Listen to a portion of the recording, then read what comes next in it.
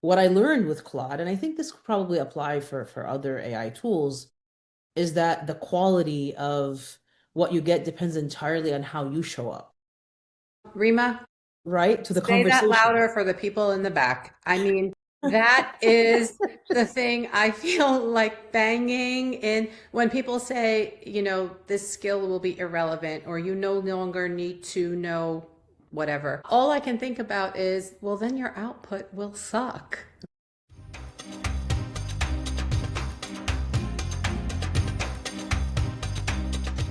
AI isn't just for tech pros, it's for you too. Welcome to YallaNowAI. I'm Malak, a tech executive and serial entrepreneur. I'm Reima. I'm an author, entrepreneur, and an educator. On our show, we're going to bring you real talk, real solutions, and plenty of laughs to the AI conversation. Yalla, let's go. You know what's wild What's is that? that a year and a half ago, or probably like 2 years, I was still copy and pasting things between probably five different apps, convincing myself that I had a system. And now I have AI tools doing half of that work while I'm still asleep. But I think my takeaway from all this is that it wasn't about finding the fanciest tools. It was about finding the ones that I actually kept opening. That's something that I've been thinking about. I get that. And I think that, there's a sense of almost panic urgency in the conversation at large all around us about this new tool and this new function of AI. And if Mhm. you don't use AI, if you're not up to date with all of this, you'll be left behind. Yeah. I think that was a large contributor probably to that kind of reality of five apps all trying to compete and do the same thing. So I'm happy that you settled on a reasonable, productive stack. Yeah, I am too. And we'll get into, I can share in a bit what it is that stuck with me. Yeah, I also have a stack that I consider my go-to. Yeah. Um, and I was in by design using the different tools like in a similar-ish category because I like the idea of experimenting in as close of an oranges to oranges scenario and then feeling which one fits better with what I need it to do Mm-hmm. based on all the other things. But Yeah. I know that that creates challenges in and of itself, that kind of methodology, Yeah, and yeah. it isn't going to work for most people. How long do you stay with a tool before you decide, okay, this is not for me? How long Depends do you on give it? how much of that work I actually do. So, for example, making the decision between the general Mm-hmm. AI tool like a Claude versus ChatGPT, Right. that's something I spent probably the most amount of time on because it's so ubiquitous in so Yeah. many different areas of my day-to-day life. Whereas something like a note taker, a meeting note taker, I think I did 5 meetings, six Yeah. meetings with Yeah. 3 different tools to Mhm. settle on the one that I thought was giving me the best of what I needed it for.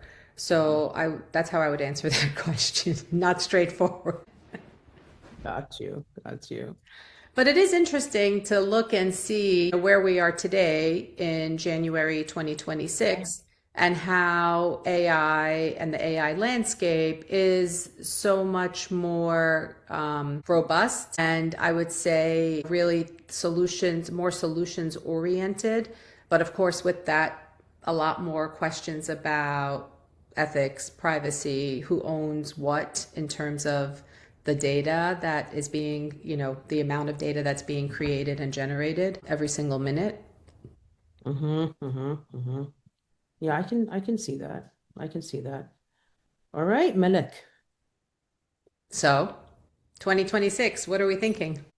I guess let me start with what like the big ones for me. I think Claude. For me, I've tried ChatGPT, Gemini, Copilot, but Claude became my go-to. So when I'm writing, what I would do is I'll dump a messy idea and I'll ask Claude to help me think through this.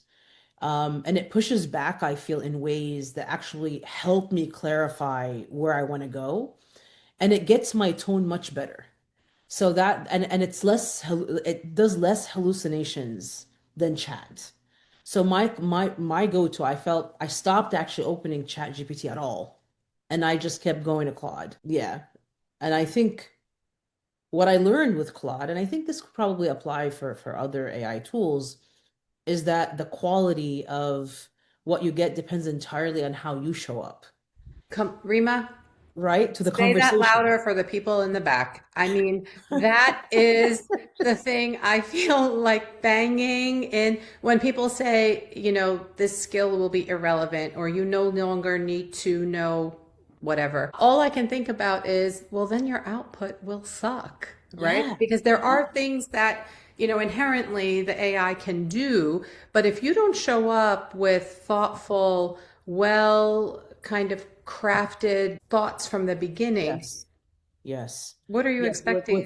with context, with info, with sometimes I'll quote people and I really put some thought, and that's when it gives me something brilliant. Is when I do the work. There's somebody once told me garbage in, garbage out, Rima, garbage in, garbage, and that stayed with me. That really stayed with me. Yeah, I was actually thinking about that yesterday. It's kind of funny. And I was thinking, um, I don't want to go off on a tangent, but I was preparing brunch for my family and I washed berries and I picked up these white berries and I had these beautiful white berries and these beautiful red berries. And I had a thought while I was looking at them and they were in their little um, these are both strawberries and they're both similar size and they're similar in flavor, but they look wildly different because one is completely white and the other is the traditional red. And it's actually what it made me think of is what are the inputs that you would need to put in to something like an AI tool to get Yeah, these two completely different looking outputs of the same thing? I hear you. I hear you. Well, the good news is people are becoming more comfortable Hmm. utilizing many of the tools out there. Hmm. And I think that makes you and I feel really good about bringing more and more people into the conversations about AI, Yeah, into the AI comfort, because the tools are table stakes. I think yeah, being able to use them and work with them, whether for your personal life or obviously in the work setting. And I also think, given everything that's happening in the world around us, there's going to be more and more of a blur. yeah. I see a harder and harder distinction in the world moving forward of this is my work life and this is my personal life. And maybe that's because we sit with these portfolio careers and as multi-hyphenates, and Yeah. we design that by choice. This is what we have chosen to do. But I can't help, again, noticing things around me and feeling like more and more people, because of the AI tools and because of some of the barriers of entry that have been eliminated, will allow people to think about how they can engage with work, opportunities for income in ways that were inaccessible previously. That's right. That's right. This brings me to something I've been struggling with, and I'll share. And you can tell me, you know what, Rima, this makes no sense. All right, you can tell me because like sometimes I exhaust myself sometimes with my. Okay. So I've been thinking about this idea of free labor. And I inherently have a huge, always reaction, a visceral reaction to free labor, the idea of not protecting labor and paying fairly for labor, et cetera, et cetera. Um, and this comes up, I In guess what context? Rima, can so you this talk me moral through a little bit? dilemma Like, comes is up this with me with when I'm uh, in terms of IP and the IP that I'm uploading into these tools and I'm actually paying them. I am paying them right to to take actually this? go profit from my IP, right? And then how am I asking my students to be okay uploading their IP? So and I keep thinking like, what am I creating? Like, am I actually perpetuating a system of like injustice somehow? Like, I actually struggle sometimes with that. I'm like, in ways, we're actually paying them and we're giving them our IP, and I'm asking not only myself but others to experiment with it, my students specifically who have IP. And that's something that like it's in the shadow, it's in the background always for me, Malak, when I'm interacting with this and just looking historically at how labor injustice has been perpetuated, and what that means for folks who, who are not the 1%. Like that's something that stays with me. I don't know what your thoughts are about this, but it's been something that's been on my mind. Yeah, I think that's a real tension. I sometimes think about it from, it's not quite the labor angle, but I think about it from the health data angle, right? And so we've seen now a tremendous shift in terms of how people interact with their health information in a way that is outside the systems that were initially created as a protective mechanism for patients and their health data, and how that health data could be looked at, how it could be used and not. So things like the HIPAA law, for example, right? Protecting patient health information. Because we know that there are nefarious actors who would take that data, exploit it, and use it in a way that could harm the patients or, society at large. So thinking about patients, again, paying for subscriptions to the different AI tools, but then uploading their health record and maybe their labs and maybe some imaging results to that tool to gain to gain insight, to gain some clarity on maybe an illness that hasn't been diagnosed, or confusion about the results of something before you actually have time to get in an appointment with your doctor to help you make sense and understand what this means potentially. And what happens when a company who exists for profit, the return shareholder value, has access to all that data? So it's not IP in the same way that you're talking about in free labor, but I don't think it's that different of a thought. We're paying to utilize these tools, but is what we're giving the tool actually much more valuable than what the tool is giving us? Yeah. You hit the nail on the head. You Right? hit the nail on the head. These are questions that I think, they're being rewritten. These are some kind of societal contract, social contract that has been in place that is being rewritten right before our eyes. And I don't feel there's enough of the stakeholders actually participating in that renegotiation. It's not a renegotiation. It's almost like a top-down mandate coming down. Right.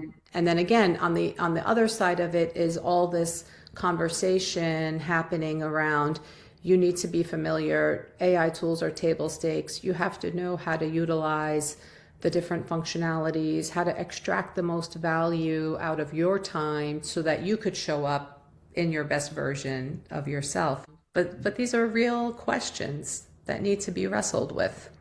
Yeah. Yeah. But I don't see opting out as a viable proposition. I don't think it's opting out. And I wonder if the conversations are going to start steering into the same kind of conversations we saw with the use of social media, Facebook, misinformation, and then the agreements they had to like.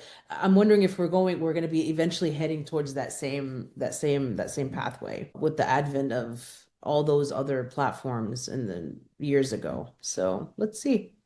Let's see what happens. So what is your second tool? What is another tool that you find yourself going to, Malak? I love NotebookLM. I've Yeah, been using tell me why you like NotebookLM pretty much since I found out about it, probably over a year ago. I love NotebookLM because it allows me to learn in the way that is best for me. So I could upload 100-page PDFs, summaries, extracts of things I'm interested in that I might not have the ability to sit down and read because I spend so much time, on a train, in a car, on a plane, but I could listen to it. So NotebookLM will take that and make it into a podcast, conversational style. It will make flashcards. It could make a mind map. It allows you to really consume that information in whatever way makes the most sense for you. It also allows you to upload different formats of data. So for example, one of the things I've started doing, I go to a lot of conferences.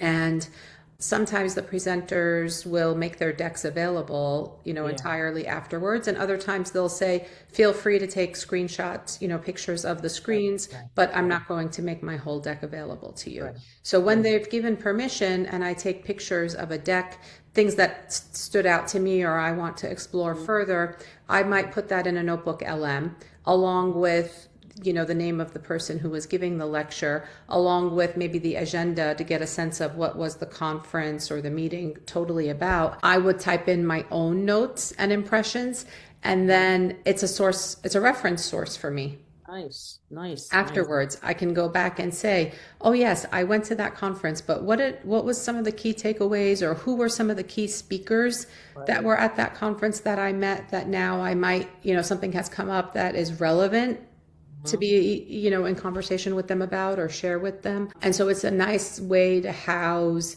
everything related to that particular conference or, meeting that I was at.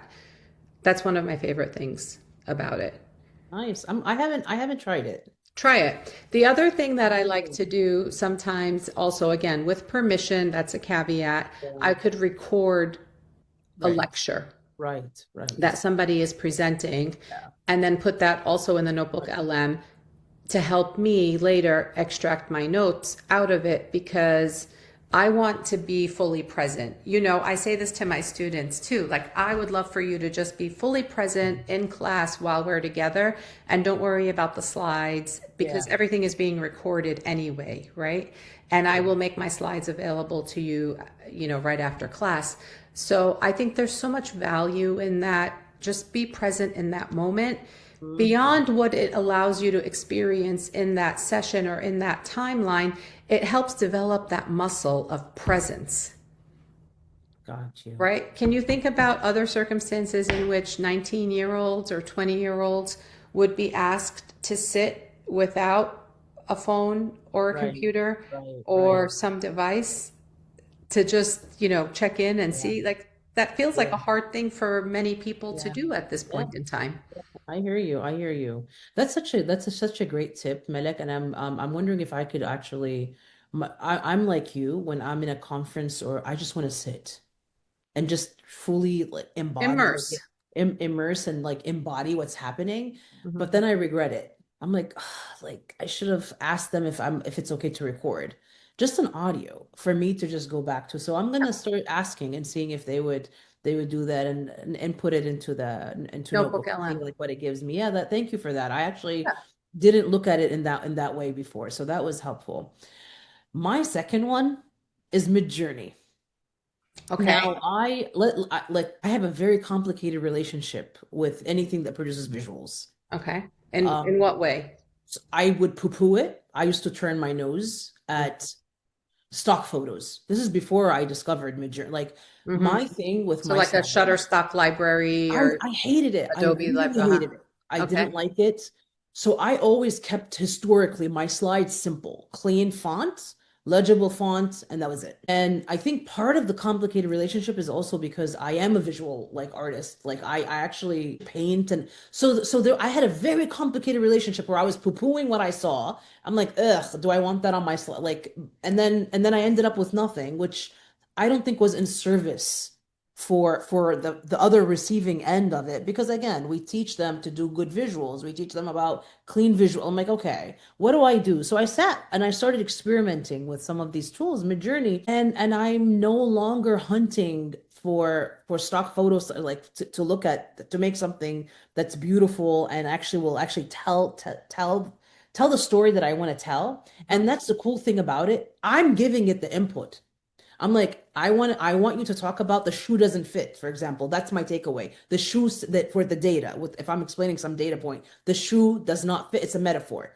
Do me like make a picture of maybe a child that has a huge foot in this huge boots to actually explain, and it does it. And I'm like, oh, I have control of doing this Yeah. where I can actually tell it to make a metaphor and it'll do. So that blew my mind away. And I've been happily experimenting with stuff on Midjourney, and it takes really and it's the same thing for my social media posts for LinkedIn. I would be more text heavy and not put a visual. but it really enhances what you're saying when you have something that makes a point through a visual with the text you're saying. And all it takes is 5 minutes for everything to look more polished and intentional. So I'm loving Midjourney. So I want to say something about that. I have used Midjourney, I have used Sora, and a couple of weeks ago, I created a LinkedIn post that was referencing a time in my children's life when they were younger, but it was an observation that I had at that time and has continued to inform some of my leadership and interactions with people. I have over 35,000 pictures in my photo library on my phone. And I went back and started scrolling, but at some point I thought this is a fruitless endeavor. So I went into Sora, I gave it the prompt, I put up a picture of myself, and it created a photo, which I used in the LinkedIn post, and I called it out. I was I clear that love this was that. a Sora generated image. Do you know that, not everybody reads, we know that, but people texted me offline, my husband included, If this to be was like, huh? No, to ask me. My husband was like, I don't remember seeing that picture, and why do the boys look so different? And That's I thought, funny. like, those are not our children. Those are, That those is funny. Those are not our children. Oh my gosh. I know he was, absent a lot because of work, but I love but it that. did such a good job on me. That's the point. It did Yeah, such a good job yeah, on me. right. Wardrobe choices, not really wardrobe choices I would make, but at least, my face and the way the Yeah, messy yeah. bun with my The messy hair, bun. that was totally Malak parenting I love era, that. I active love that. parenting. Um, and I thought that was hilarious, That's cool. that people had that kind of reaction to the AI generated image. I hear you. I hear you. No, I think that's interesting because I think myself included, a lot of parents struggle with sometimes putting ch pictures of their Yeah. children in an AI to tell a story. But that's one way to do it to protect the identity of the child, but still make a point Right. of the story you're telling. And I like that. That's another yet again a beautiful gem from you.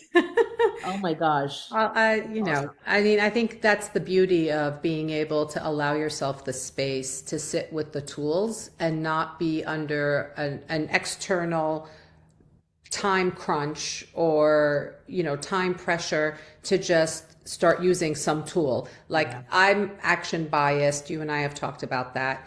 But yeah. I think that, taking time up front and being really intentional with what are the things I'm trying to solve for and allowing yourself that space, because in doing so, not only can you get it really specific to you, like your use cases of the photo generators are a little different than mine, and I'm sure our audience's use cases could be things we may not even imagine.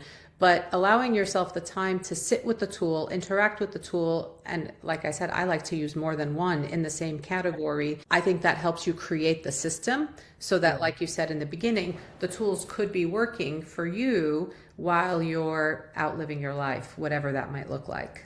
Yeah, I hear you. I hear you.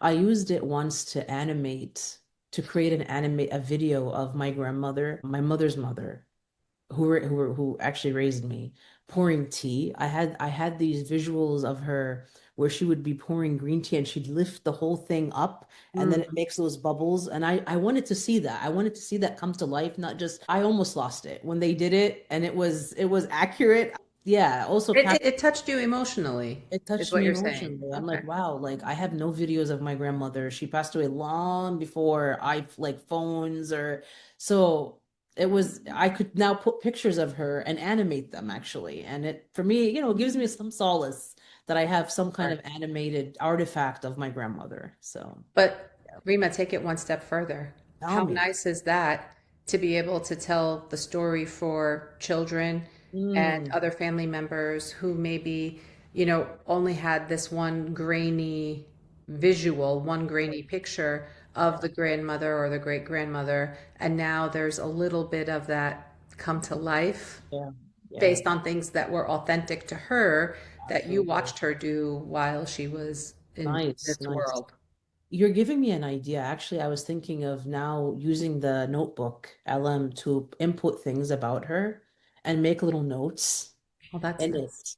like almost like a historic artifact. So the thing comes to life, but there's also a story of what was happening. And this is something I can pass on to the kids in our family because I don't think they're gonna, yeah, generations forget, like yeah. Well, think of it. I don't know my great grandfather's name. Mm, yeah, I don't know his name. yeah, yeah, yeah. Other than, Abu Flane, but I Right, don't know his right, actual right, whole right, name. I right. know my grandparents on both sides, their full names, but a generation beyond that. And I would say I'm somebody who generally cares about Yeah, that stuff, but I yeah, don't know it. yeah. Right, right. So that we have a project. We have a We can project. each like create our own little family artifact, like historical like artifact. Yeah. I like that. I like that. Are we going to check All in on right. that? Yeah, we should keep each other keep each Keep each other other honest. accountable? Keep each other honest, Malek. It's just there's so much we want to do. There's so much we want to do, and there's so much to be curious and excited about. There's just, Well, it that's, makes I think, one of the great um, level setting things with AI is the accessibility to satiate your curiosity and allow you to go deeper and deeper and deeper. Again, thinking about what it took when I was curious about something and how I had to go, pre-internet era to the library, walk to the library or take a bus to the library. And it was a half day excursion. And it was wonderful because, I would pull out a book, read, sections, pages, and then get some ideas, and then go back and find another book for more of that, or because it inspired some other thought, something else. And to think about that power now being in people's pockets and that power being able to reach anybody who has an internet connection and a subscription to one of these accounts as opposed to having to physically go to the library yeah. and that library having that book in stock at that time when that curiosity hit you. I think about it from the standpoint of some of the people who have physical limitations, financial Yeah. constraints, time constraints. Like, what if I work hours that are in line with the library opening hours, and now that's all gone, right? I can have this AI tool do work for me or answer my questions. I think about that again, just going back to healthcare. Yeah. 1 o'clock in the morning, midnight, 10 p.m., 6 a.m., whenever Yeah. is convenient for me to be able to do that, as opposed to when the traditional office is open and their business hours and having to adapt my time to work on that schedule. And yes, of course, for an in person visit or a telemedicine visit, that still is what's necessary. But how powerful to be able to gain some insight pre-appointment, pre Yeah. going in for the real conversation with the data, with the scan results, etc. Absolutely. I think back to when I was 12, 13, 14. That period in my life, I was living in Libya. My parents had moved to Libya. And I remember at that time it was the era where Gaddafi was still in power. And there was a lack of accessibility. There was no access to knowledge, Mm-hmm. especially knowledge written in English. And I remember Malek, and I did some things probably I'm not proud of, like, and I'll tell you about what I did to get access to books. I'd search who had some access to somebody foreign, who had a book in English in my school. And I would, in exchange for doing their homework for a week, they'll give me the book. They'll bring me the books. And that's what I was doing. I was bartering my brain for in exchange for these girls that had either a mother that was British and one had a mother, I remember her name was Maysoon. She had a mother that was Italian but had books in English. Another one whose mom was like, and I'd literally barter like I'm like, what do I have? I have no money. I can do your homework, right? And then how this just in our hands now and how, like sometimes I almost feel I can explain it like I feel I don't want to sleep at night because something will be lost to me, and a piece of knowledge that I need to read. And this, I think it's a carryover from my time there. It's probably a trauma response, if we're honest. It's probably Yeah. I won't recommend this. Get your sleep at night. Hmm. But it just like it blows my mind. It blows my mind, how much Yeah. access we have to information and these tools and what they do. And yeah, so It's amazing though, what you said about the books and gaining access to that, because that was also a formative part of my childhood, kind of different circumstances, but I think back to those hours I spent in libraries and how much they formed who I am and what are the things that I care about and why I care about those things. So much of it really goes back to, I mean, I was fortunate. I grew up in the United States and had access to libraries. Um, but I think about, and of course I lived in a house with more books than than a library in many ways. And how that has continued to show up for me and by extension, my family. My husband jokes like, just because they're books doesn't mean you don't have a hoarding problem.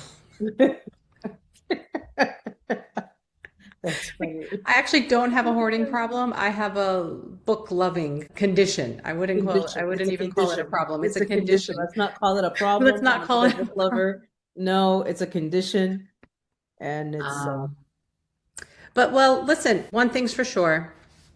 2026 will continue to bring about lots of change, yeah, things that will show up in ways that we can't even think about right now. Certainly we talked a little bit about healthcare and what it means when patients have access to either an open AI health specific tool or a Claude health specific tool, which were announced in the same week, that is a thing that is coming and how people will engage with that. Certainly, the ability to create images, the ability to get financial advice, the ability for mental health yeah, tools, like legitimate mental health tools, not just, this is my AI friend, yeah, um, and how that looks. yeah. So, financial tools, I mean, we had one of our guests talking about financial wellness as a Yes. concept, and I've since heard that framing show up in different ways as it relates to AI tools, in advance of that. Malak, never in a million years would I have thought of both of us as being influencers and on social media platforms. So for everybody watching us, know that we're very intentional with this and how we show up and bringing you ideas, information, and that is actually very thoughtfully curated. I just wanted to acknowledge that because a lot of the public doesn't know me and you. And I think, it took us a long time to make that decision to actually bring this publicly to our listeners. So I just want to say that you're doing such an amazing job. You're doing much better than me on this. Oh, And, don't say and that. We're a Melek has team. been really just leading the charge on this, and I'm getting up to speed. But I'm really proud of you, Melek. Really, just looking at all this in this past year and where you got us, I just want to acknowledge that and say how grateful I am to you, not only as a co-host, as a co-founder, but as a friend. So Rima, listen, thank you for that. And for our audience to know also, I have been asked to participate, lead, be a part of more things probably than I deserve, in all honesty. And I have turned all of them away. I've said no to all of them for the last so many years because I wanted the next time I did something in a public way to be really an act of service that would help a population, that would help people that maybe aren't the ones that are regularly spoken to, in a way that could be transformative for their lives, both, personally, economically, sense of self-worth. And when I thought about that and what that could look like, it was clear to me that you were the person I wanted to do that with. And all of the other kind of concepts and folks with, again, tremendous appreciation for them thinking of me to be in those spaces and platforms with them. But it was not an alignment in the way that you and your worldview and the things you care about are in alignment with me. So for that, I thank you too.